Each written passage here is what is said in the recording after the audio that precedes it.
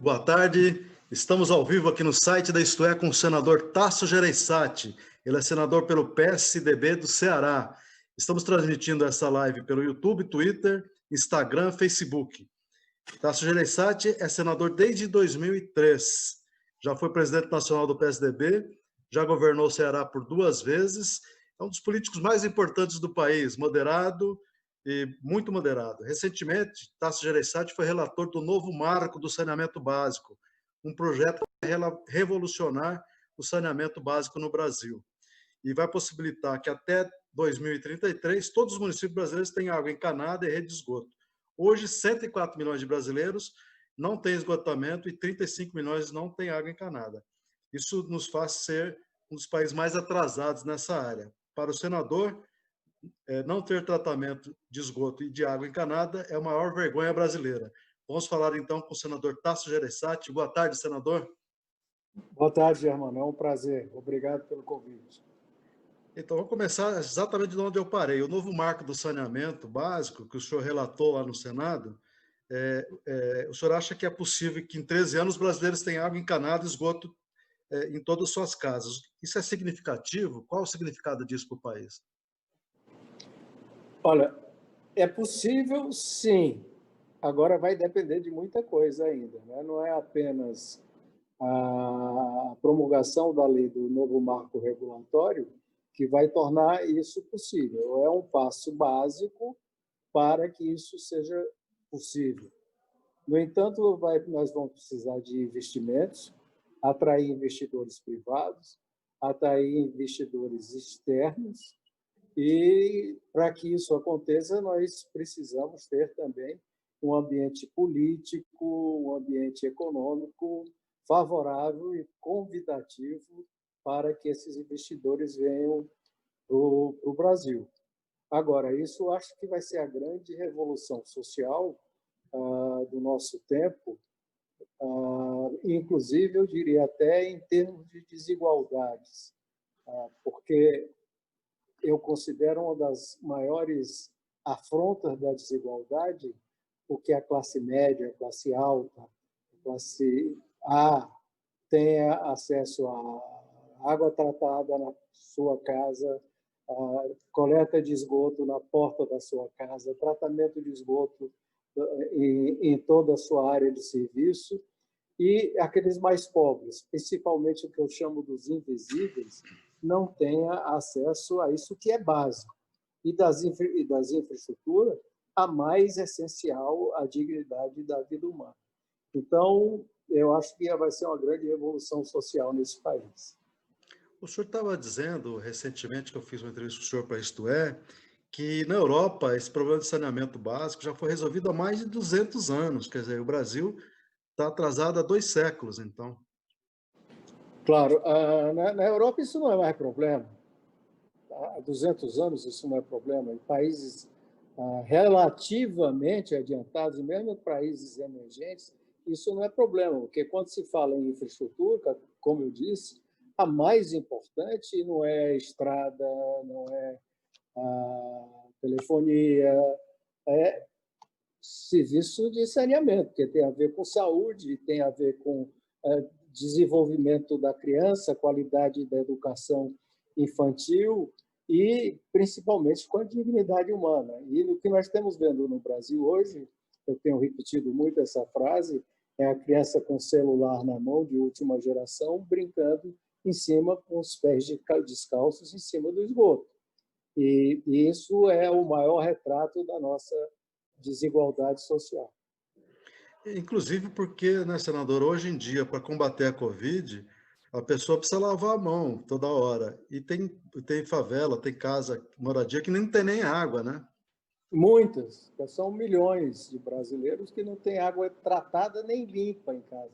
A estatística fala em 35 milhões, eu acho que é mais, porque algumas regiões têm até água chegando, mas não água limpa na sua casa. Então, é uma vergonha, sim. E eu acho que um dos problemas que nós estamos vivendo hoje, nos lugares mais de renda mais baixa, em relação ao coronavírus, é justamente esse.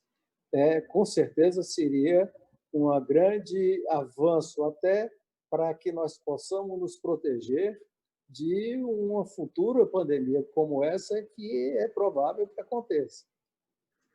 Agora, senador, para a gente ter essa meta cumprida em 13 anos, vai precisar de muito investimento. O senhor já tem ideia de qual o volume de investimentos que serão necessários? Olha, alguns estudos mostram 500 bilhões, outros estudos 700 bilhões. E é bom lembrar que esses recursos não existem no setor público. A União está quebradíssima, os estados, na maioria dos casos também, mesmo os estados que não estão em situação até deficitária, não têm condições de fazer esses investimentos, e muito menos o município. Então, a atração de investimentos privados e de investidores é fundamental para que nós possamos alcançar essas metas. E esse dinheiro a gente vai captar como? Vai ter dinheiro estrangeiro, também pode entrar? Como é que vai ser esse processo de Claro que captar? pode e deve, nós queremos, porque vai precisar de muito recurso. O investidor estrangeiro tem muito interesse nessa área, porque a ideia é ser feita através de licitações, ou das prefeituras, ou de um conjunto de prefeituras, ou de uma determinada prefeitura, ou de um bloco de prefeituras, que vão fazer licitações ou parceria público-privada, ou sociedade, enfim, e atrair esses investidores. E eu queria lhe dizer, com certeza, que existe um enorme interesse dos investidores nacionais e internacionais nesse setor. O investidor que quer segurança, a preferência de investimento dele, principalmente desses grandes fundos, são em obras de infraestrutura. A infraestrutura tem maior resiliência à crise e a instabilidades econômicas e políticas. Por isso que o investidor tem tanto interesse por infraestrutura. E no Brasil, hoje, no mundo, não existe um espaço de investimento em infraestrutura tão aberto quanto a infraestrutura em saneamento básico no Brasil. Vamos lembrar aqui, Germano, que eu falei que são 35 milhões o cálculo que se faz de brasileiros, os estudos que se fazem de brasileiros sem água, mas são 100 milhões de brasileiros sem esgoto. Se você somar esses números, se você pegar esses números, isso é maior, por exemplo, do que investir em infraestrutura de saneamento, supondo que não houvesse, na Inglaterra, na Alemanha, na França, em número de pessoas. É um supermercado enorme e que atrai o investidor. Agora, não necessariamente que precisa ser investimentos. Quer dizer, se a prefeitura tiver a sua empresa estatal ali com boa capacidade, ela pode se manter também, ela pode fazer um misto ali, uma parte privatizada, outra parte ela tocando. Como é que funciona isso? Claro, claro. E essa é a grande visão do projeto. Ele dá à prefeitura opções. Ele pode fazer, se a empresa estatal tiver de condições de fazer ela mesma esse investimento, provar que tem condições financeiras, econômicas para fazer investimento ou até para alavancar recursos, ela faz com a empresa estatal, se assim o quiser. Se quiser, a empresa estatal abra o seu capital, vá ao mercado e angarie sócios, ela pode fazer também. Busque sócios, pode fazer também. Se quiser fazer uma PPP, pode fazer também. Portanto, você abre um leque de opções para a prefeitura de investidores, tendo como princípio básico a busca de atingir a universalização em 2033. Agora, senador, essa questão aí de privatização da água foi uma das polêmicas lá no Senado quando foi aprovado o marco do saneamento, porque o PT, inclusive, foi contra o projeto, dizendo que ia se privatizar a água, que era um absurdo. Como é que o senhor viu essa posição do PT aí de ser contra? É uma grande falácia, você não privatiza a água. Pela Constituição, primeiramente, A água pertence ao município. O município vende ou dá uma concessionária estatal ou não, ou através de uma licitação, a concessão de distribuição dessa água, porque essa água pertence ao município constitucionalmente. Isso não foi mudado. E em alguns lugares, por exemplo, como o estado do Ceará, quando eu fui governador, e outros estados já fazem isso, é mais até do que isso. Apesar da prefeitura é quem continua tendo o poder de dar concessão ou não para a distribuição da água, quem é o dono da água é uma empresa estatal. Aqui no estado, no Ceará, a Coger, que é uma empresa que pertence ao estado do Ceará, ela é dona das águas e esta água é vendida, no caso, à Companhia de Saneamento Básico, e ela distribui esta água até os pontos, até as casas, aos bares, aos restaurantes, etc. E isso é feito através de um processo de licitação. Portanto, a última a ter alguma propriedade da água é a Companhia de Distribuição de Água ou de Serviços de Esgoto. Certamente esse projeto vai ser revolucionário para o país mesmo. Vão sair de uma miséria, as pessoas que estão nessa condição, vai ser muito importante. Agora, mudando um pouco de assunto, uma outra questão que o senhor está se empenhando, né, recentemente é na aprovação do novo Fundeb, porque já foi aprovado na Câmara e agora está em discussão no Senado e parece que ficou para terça-feira. O senhor acha que passa lá no Passa Senado? tranquilamente. Passa tranquilamente, não tenho a menor dúvida, não existe divergência ao redor. Existem alguns problemas que vão ficar e que nós vamos ter que resolver ao longo, depois de aprovado o Fundeb. O primeiro alguns estados vão ter dificuldades, principalmente aqueles estados que vêm de alguns anos de dificuldade financeira muito grande, vão ter dificuldade em pagar os seus professores e aposentados. E alguma outra discussão sobre a questão de como se fazer de uma maneira adequada a avaliação de qualidade, da qualidade da educação, a qualidade do sistema de educação. Só para lembrar, então, quem está nos ouvindo, que o Fundeb é o Fundo de Educação Básica, né, para a Educação Básica do Brasil, e vai disponibilizar 16 bilhões para essa educação no Brasil. O senhor acha que com esse montante de recursos aí, nós resolvemos nossos problemas na educação? Eu gosto de repetir, até pela minha experiência aqui no Ceará e os dados brasileiros e internacionais, que não é só o dinheiro que resolve, nem o custo que resolve, nem o investimento que resolve a questão da qualidade. É um sistema muito mais complexo de avaliação, de gestão, de educação dos educadores e ter um sistema eficiente. Evidentemente que nós não podemos fugir de um sistema de avaliação dos resultados, e eu defendo sempre que a avaliação de resultados para a qualidade tem que ser feita através do aluno, da capacidade e da evolução dos alunos do ensino, tanto fundamental quanto do sistema superior. E falando em avaliação, eu lembro que o senhor foi governador do Ceará e o Ceará tinha índices baixos no desempenho, né, da educação, e hoje é um dos mais evoluídos aí em matéria de educação, né? O Ceará sempre está na liderança de... A educação, nós tínhamos um primeiro objetivo lá atrás, em 1986, que era universalizar, que era colocar toda criança principalmente naquela época, não era o grande objetivo a educação infantil.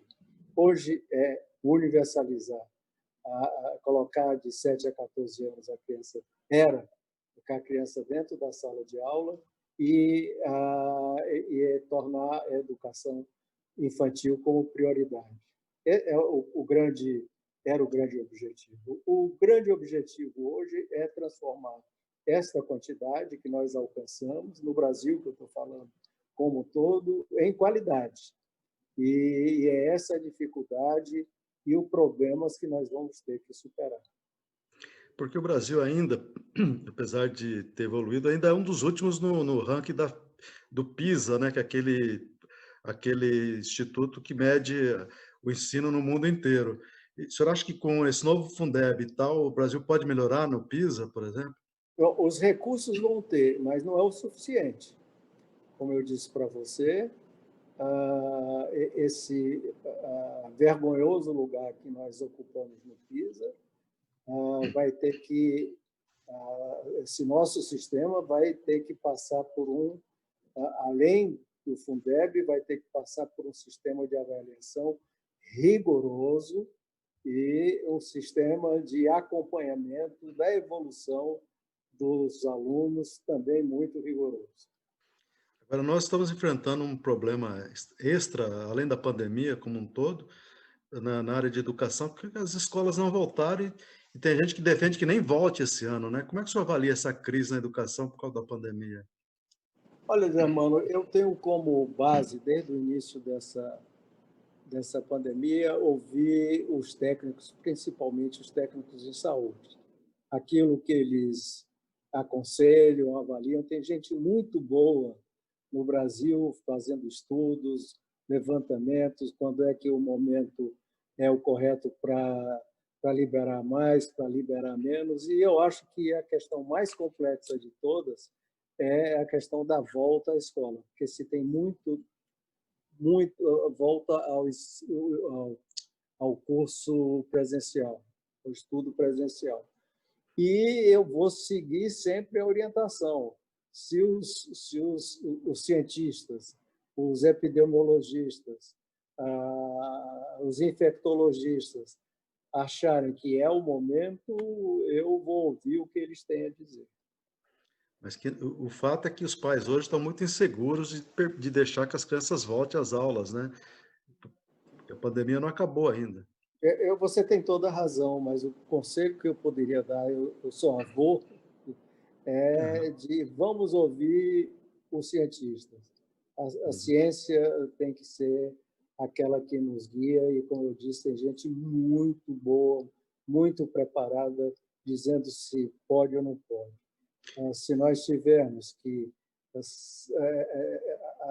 fazer algum sacrifício a mais, que eu espero que não tenha, mas que seja um elemento, uma ferramenta de diminuir esse avanço da contaminação, nós temos que passar por esse sacrifício.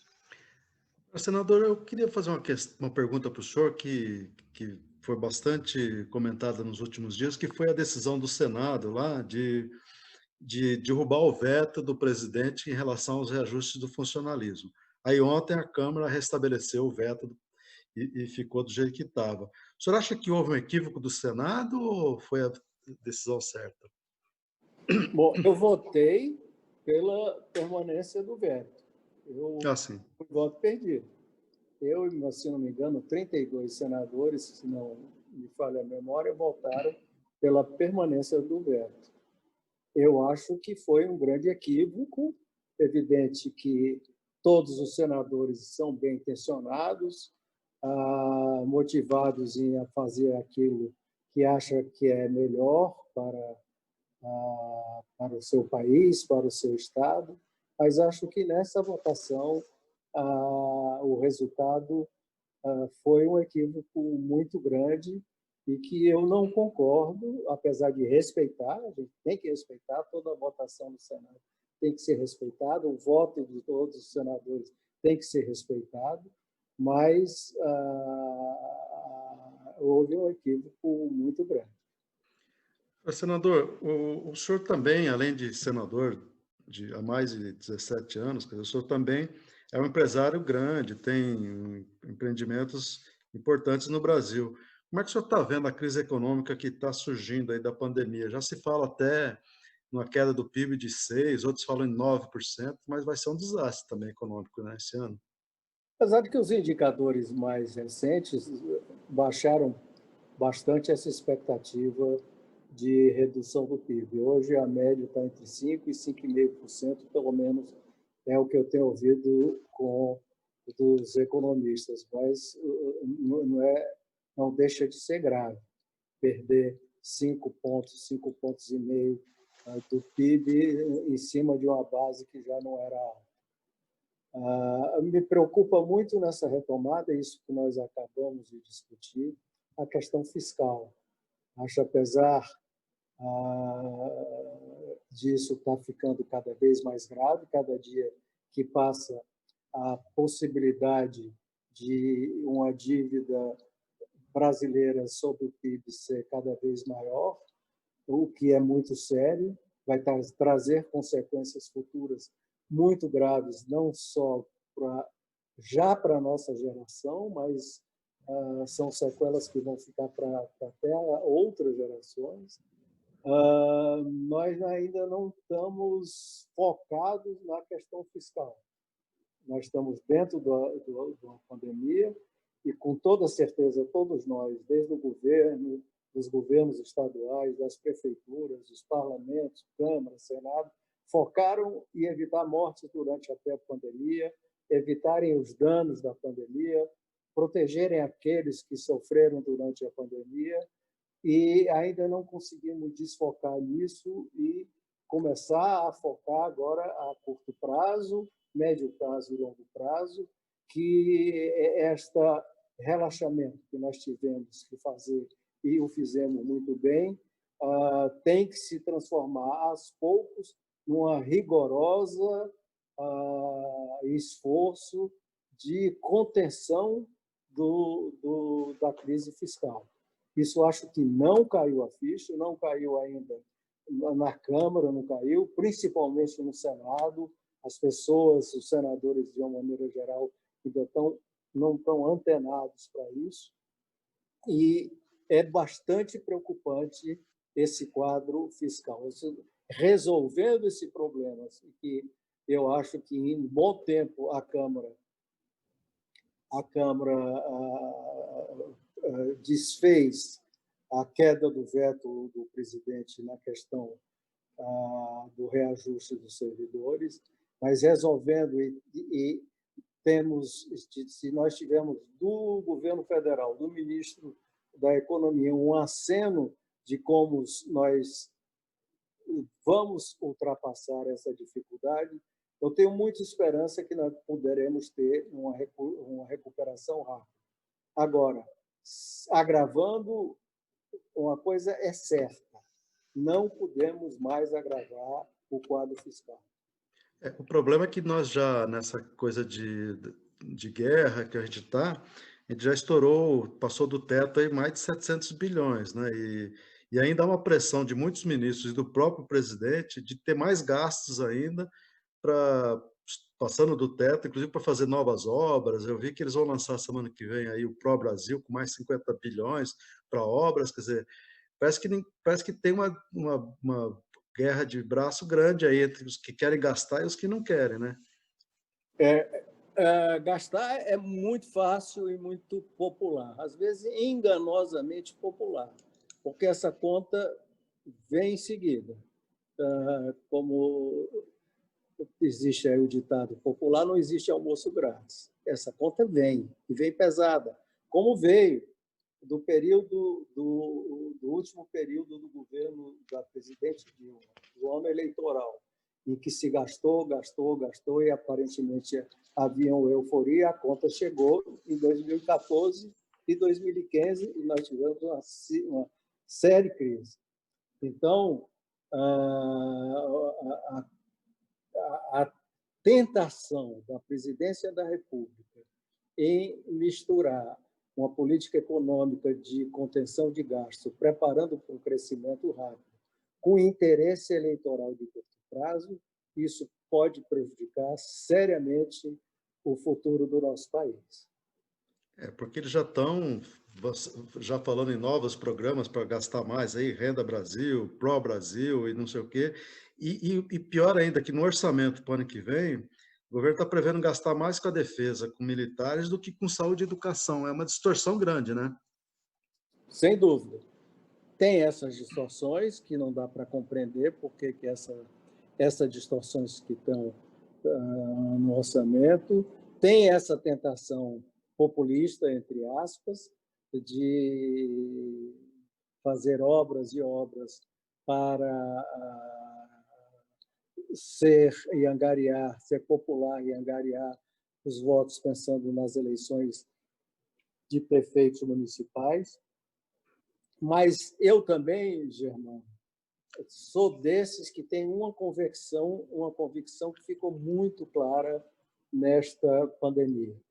São os pelo menos 26, 30 milhões de brasileiros que são chamados invisíveis, que na hora que foi feito esse acertado programa e bem-sucedido programa de um salário de emergência de R$600, fomos procurar os mais pobres e eles não existiam.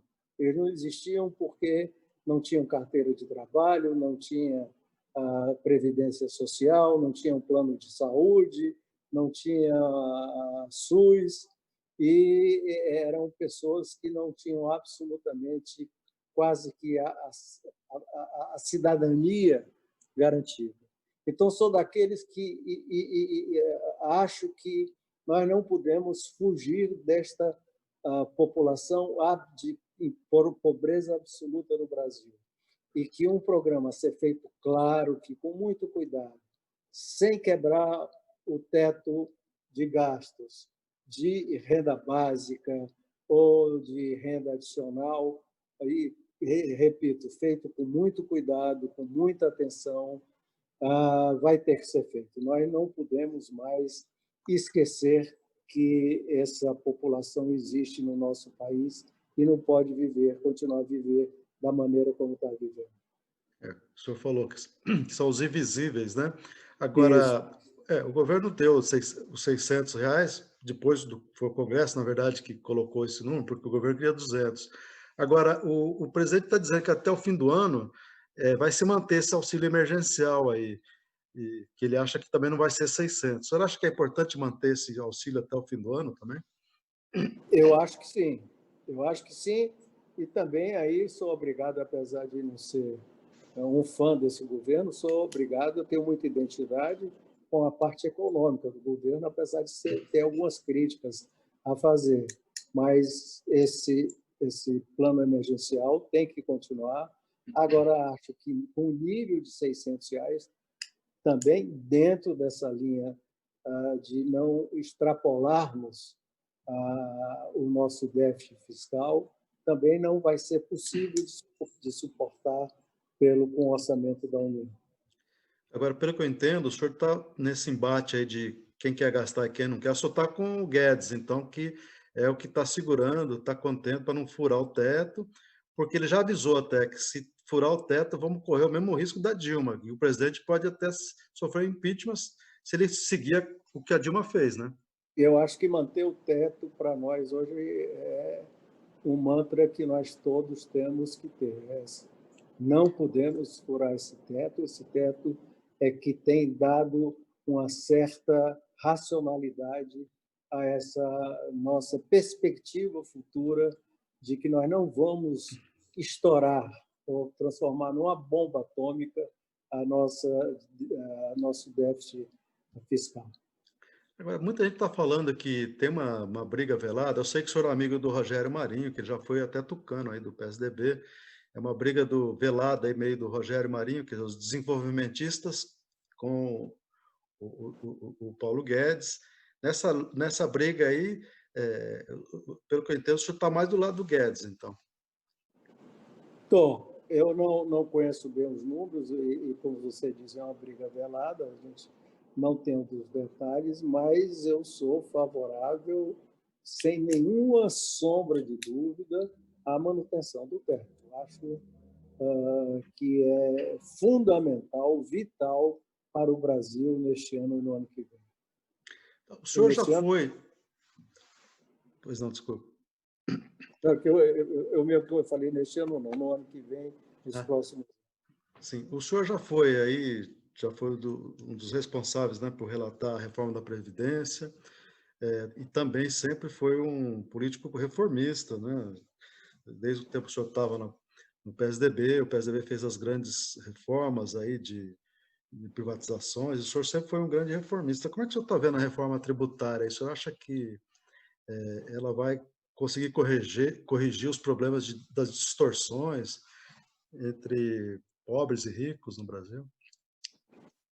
Não, reforma tributária sozinha, não. Ela pode ser uma das ferramentas para minorar essas distorções, mas ela sozinha não vai distorcer. Eu acho que a educação, um programa sério de educação que passa pelo Fundeb, que sozinho também não vai resolver, um programa como esse de investimentos e de resultados no marco do saneamento básico, enfim, um programa sério de criação de empregos, de confiabilidade para atrair investidores, junto com a reforma tributária, porque a reforma tributária pode servir de instrumento para atrair investidores, porque nós temos um dos sistemas tributários mais complexos do mundo e difíceis de entender pelo investidor internacional.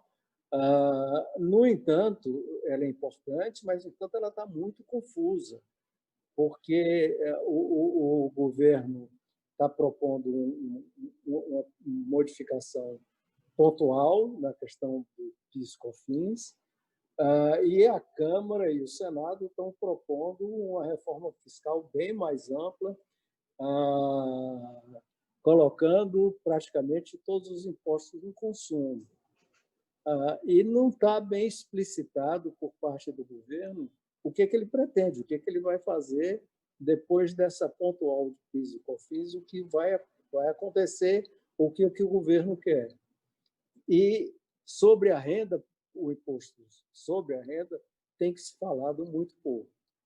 Então, eu acho que é importante que o Executivo, através do Ministério da Economia, dê um rumo, qual a reforma que ele quer, todos os passos que vai dar, que eles vão dar, para dar uma segurança e uma tranquilidade para que o debate seja aberto.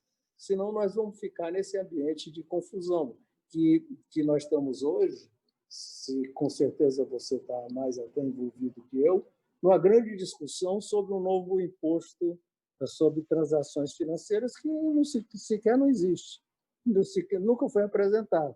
Se você pensa em fazer alguma coisa no fim do ano, nós já estamos aqui no final de agosto, já estamos entrando no período final do ano, e esse imposto que está sendo debatido hoje, no meio de uma proposta que existe, é um imposto que a gente não sabe direito o que é e o que vai ser. Eu acho que falta mais clareza, mais transparência do Executivo nesse momento para a gente poder discutir mais abertamente essa nova reforma tributária. Essa questão que o senhor falou da recriação da nova CPMF, né, ou coisa semelhante, né, de taxar operações digitais, etc. Se tiver um aumento de imposto, o Senado, o Congresso não aprova, né, um aumento de imposto. Não, o aumento de imposto hoje é negado categoricamente pelo próprio ministro e, com certeza, existe uma má vontade muito grande, tanto na Câmara quanto no Senado, para qualquer aumento de impostos. Os impostos no Brasil já são muito altos, a carga tributária é enorme em comparação com países emergentes, e em comparação com os serviços que são prestados com esses impostos, com a qualidade dos serviços que são prestados com esses impostos, e não vejo a possibilidade de passar nenhum aumento de carga tributária. Mas essa discussão precisa ficar clara e transparente para entender se atrás dessas reformas que estão sendo propostas, tanto na questão do PIS/COFINS, quanto na questão desse suposto novo CPMF, por trás disso está embutido um aumento real de tributação. Porque o PIS/COFINS hoje, os dois juntos dá 9%, e o governo fala em ir para 12%. E só na área de serviços já vai ser um aumento grande, né? E aí não é bom para a economia, não é? Pois é, o governo está dizendo que não, que fez as contas, mas os técnicos que eu tenho ouvido, inclusive advogados tributaristas, todos apontam para um aumento de carga, sim, uma carga forte, um aumento forte. E aí prejudica basicamente os serviços, as pequenas e médias empresas, que são as que dão emprego, né?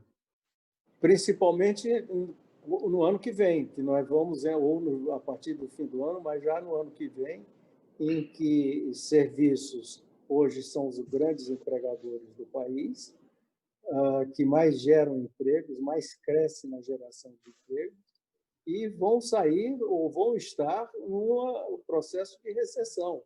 Então, isso é muito sério e nós precisamos avaliar isso com muito cuidado. Portanto, que essa confusão que está aí não traz um ambiente de fazer uma análise cuidadosa, debatida de todas essas propostas. Agora, senador Tasso Gereissati, nós estamos num momento, quer dizer, num ano eleitoral. Daqui a pouco a campanha municipal começa aí e vai ser mais difícil ainda de se discutir a reforma tributária, né? Sem dúvida, é isso que eu lhe disse. Nós já estamos no final de agosto, na segunda metade de agosto.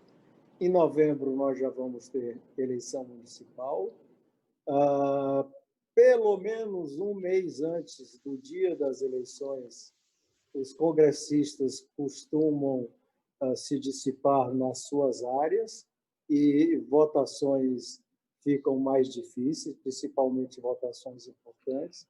Então, eu não estou entendendo ainda qual é a estratégia do governo e não deixar claro qual é a sua posição e qual é a sua reforma tributária. Por isso que eu estou achando muito difícil, daqui para o fim do ano, nós possamos ter uma situação mais clara sobre que reforma tributária que nós estamos discutindo. Senador, antes de a gente entrar no ar, eu falei para o senhor como é que o senhor estava, o senhor disse que estava em casa, aí em Fortaleza, e estava em isolamento total. Aí queria saber como é que o senhor está vendo a política do governo de combate à Covid? O senhor acha que ela está sendo correta? Porque o presidente é contra o isolamento social, é contra a máscara. O senhor acha que ele tem contribuído para esse aumento de Covid aqui no Brasil? Desastre, desastre. Esse é um dos pontos mais reprováveis do governo Bolsonaro. Tivemos, em plena pandemia, 3 ministros da saúde trocados. Até pouco tempo, até uma semana, eu acho que ainda até 2 dias atrás, nós não tínhamos um ministro da saúde, tinha um ministro da saúde interino.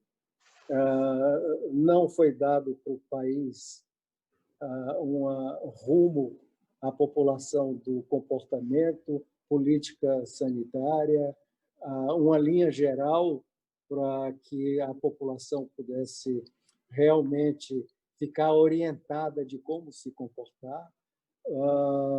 Pelo contrário, ela foi contraditória em relação a que diziam todas as organizações mundiais ligadas à saúde, a que diziam os médicos, a que diziam os secretários da saúde, e acabou gerando uma grande confusão e insegurança, e não tenho a menor dúvida que isso causou muito mais casos e até óbitos do que nós poderíamos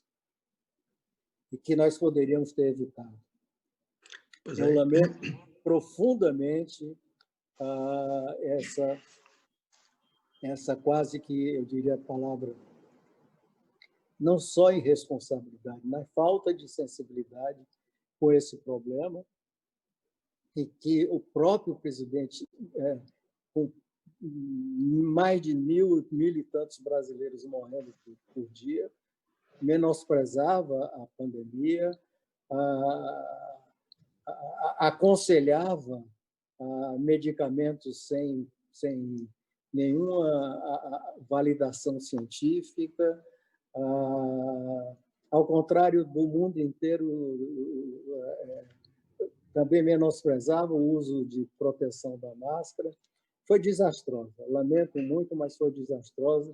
Espero que nós tenhamos condições de superar isso tudo, porque, graças a Deus, a maioria dos governadores comandaram esse sistema com suas secretarias de saúde e conseguiram minorar essa confusão que foi feita. Graças a isso, né, dessa política errática, nós chegamos a 3,5 milhões, já quase, e mais de 112 mil mortos, né, que foram os números de ontem.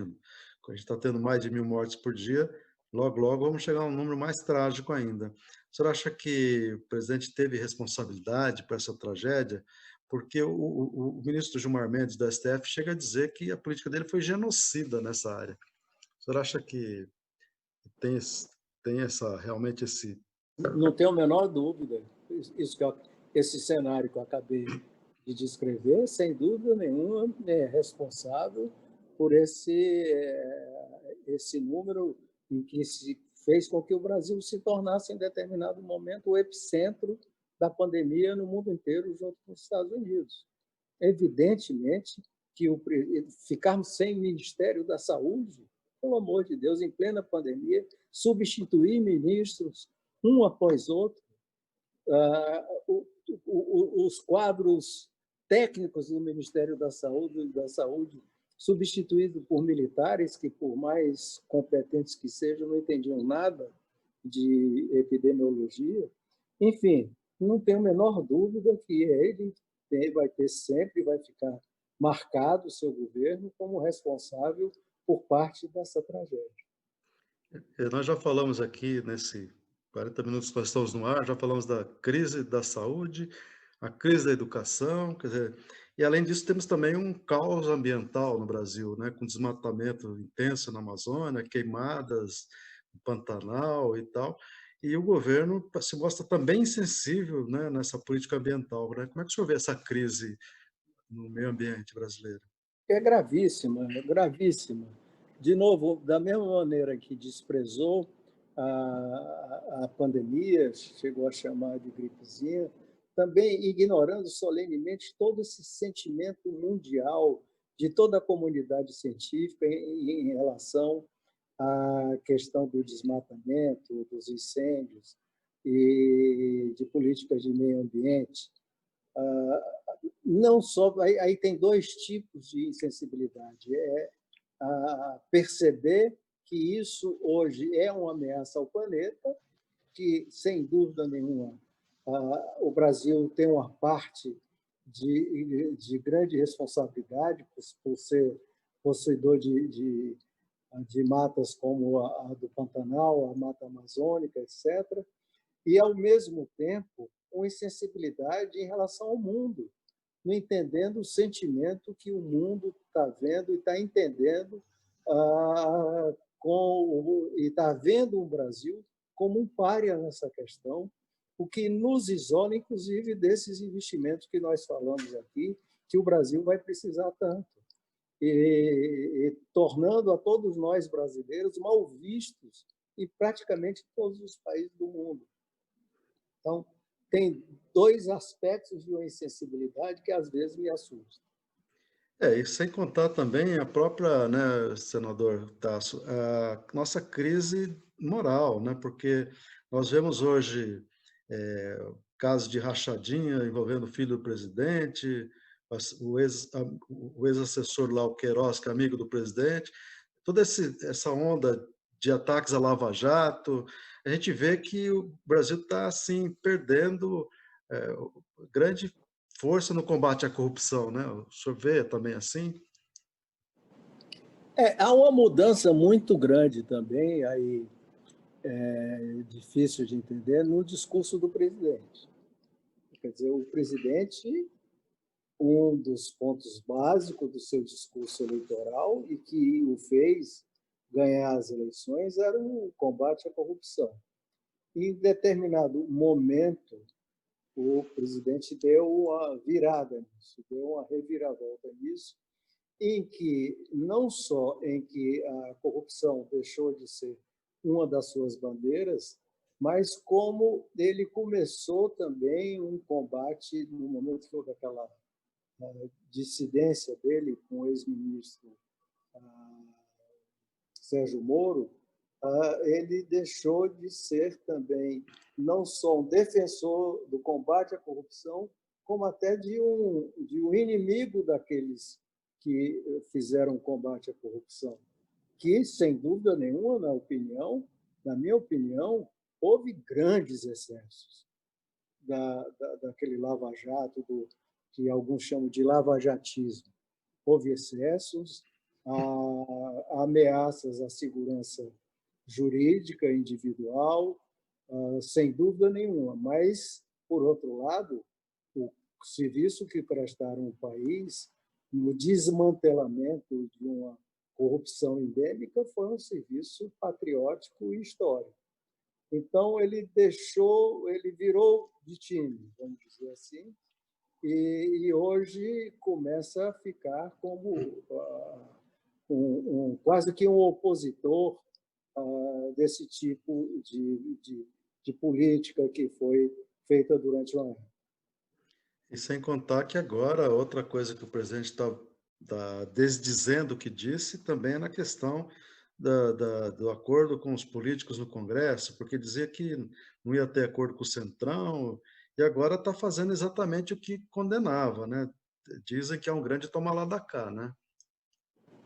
O presidente mudou do discurso da campanha para cá, há uns 2 meses atrás, um mês atrás, ele deu uma virada em duas coisas: combate à corrupção, com a demissão do Sérgio Moro, que é gostando ou não gostando, com os excessos que aconteceram ou não, mas era o símbolo do combate à corrupção no nosso país.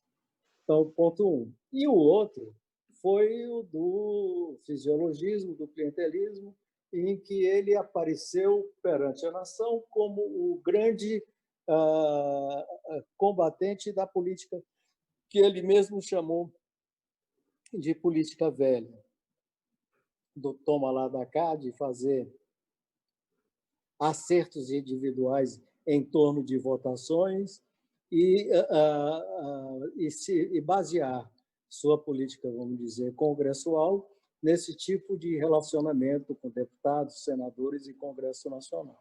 Então, ele deu essa revirada para fazer o oposto do que ele se propunha. Ele, a meu ver, esta tipo de apoio que ele procura hoje no Centrão tem um lado que não é mau, porque política tem que haver. Você não pode... Uma coisa é uma negociação política de alto nível e outra coisa é o toma lá da cá.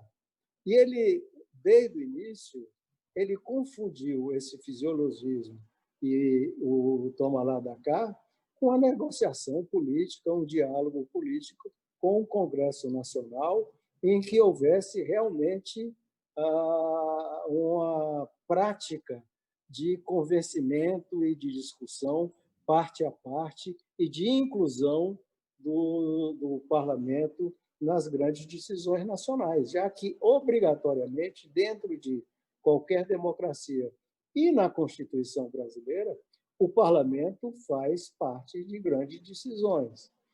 Ao desprezar esse parlamento, menosprezar esse parlamento e até em determinados momentos humilhá-lo, não era seguramente a maneira democrática de manter uma relação saudável com o Congresso. Mas parece que ele passou de uma ponta a outra.